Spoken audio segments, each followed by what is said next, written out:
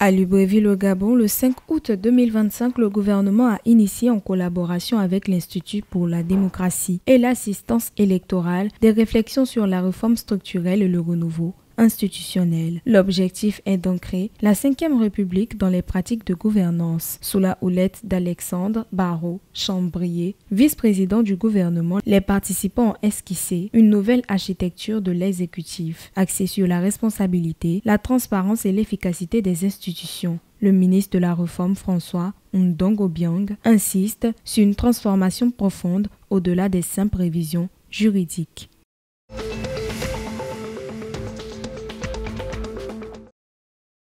Le 4 août 2025 à Kinshasa, République démocratique du Congo, le ministre des Finances Doudou Fwamba a présidé la cérémonie d'installation du nouveau gouverneur de la Banque centrale du Congo, André Ouamesso. Ce technocrate succède à Madame Malongou Kabedi, saluée pour son rôle dans la stabilité monétaire. Sous son mandat, l'inflation a chuté de 23,8% à 7,9% en un an. Le ministre Fwamba a insisté sur l'importance de la coordination monétaire et budgétaire pour préserver le pouvoir d'achat des Congolais. André Ouamesso sera succédé par Dieudonné Fikiri et William Pambou.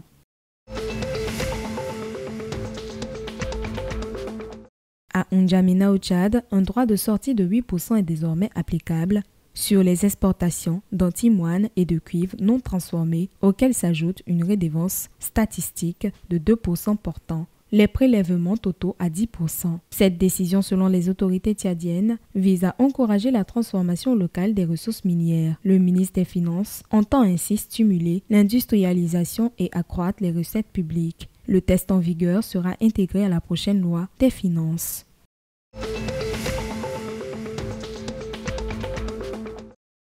À Yaoundé, Cameroun, le 5 août 2025, le président par intérim du mouvement pour la renaissance du Cameroun, Mamadou Mota, a réagi à la validation de 12 candidatures à la présidentielle par le Conseil constitutionnel. Il a appelé les militants à la retenue, dénonçant une négociation du processus démocratique. Le parti reste engagé pour un changement pacifique et électoral. À l'étranger, des actes de vandalisme ont visé les ambassades camerounaises, notamment à Bruxelles et Paris. Le ministre Paul Atanga Nji a annoncé l'interpellation des auteurs. Ceux-ci seront jugés localement ou extradés vers le Cameroun.